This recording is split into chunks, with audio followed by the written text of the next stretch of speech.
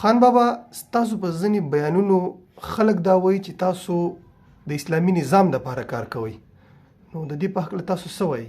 اعوذ بالله من الشیطان الرجیم بسم الله الرحمن الرحیم. زما په ځینې بیانونو باندې خلک وایي چې تاسو اسلامي نظام له کار کوئ.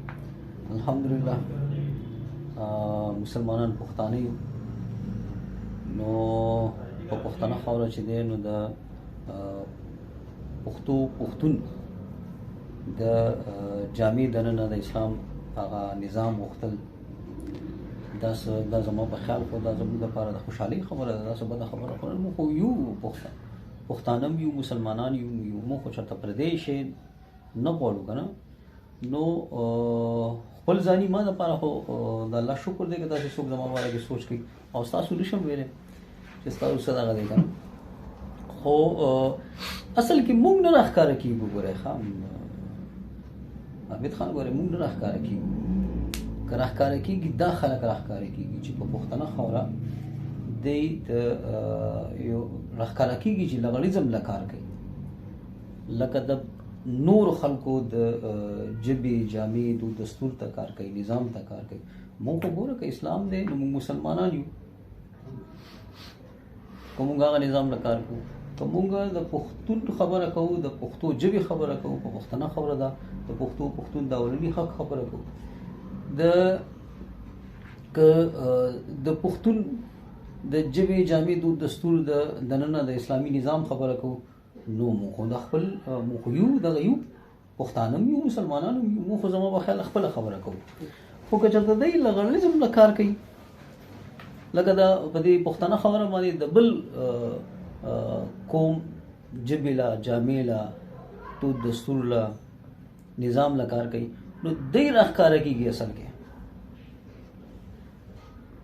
کې دی راښکاره کېږي چې یاره دی خو خاوره اوسېږي، د پښتنو نوم د پښتنو اخلي، ځان ته مسلمانان وایي، خو نظام سره سره د بل ژبې جامع هم کار کوي. نو د دی منافقت راښکاره کېږي، د دی چې دی نو هغه دغه راښکاره کېږي.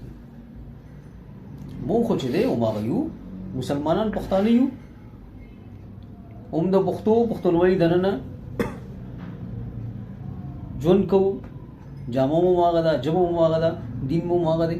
اوس خپل دین له خپل ژبې جامع له چې څوک کار کوي او خو ښکاره دی، خو د مخکې نه ښکاره دی، نو موږ ښکاره یو. اصل کې دی چې په پښتنه خاوره لګیا دي او موږ ته وایي چې یاره تاسو دا کار دغه کوئ، نو دا خو بیا عجیبه خبره ده که نه.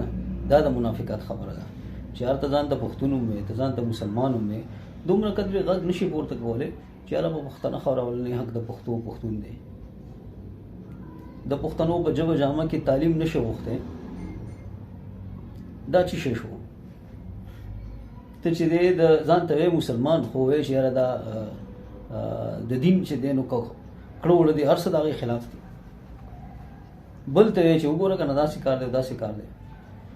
نو د الله کرم دی، د الله شکر دی. په دې خو زما په خیال زه خپل ځاني شکر ادا کوم د الله تعالی چې زه مسلمان پښتون یم او د مسلمان پښتون په توګه راښکاره کېږم، او په دې چې لاره ککړ شم چې یاره دی د پښتون ولۍ دننه اسلام ته کار کوي، نو دا خو په ما دپاره ډېره د خوشحالۍ خبره وي. او الله دې ټول پښتانه داسې کړي، سره ستاسو سره زما علم خان.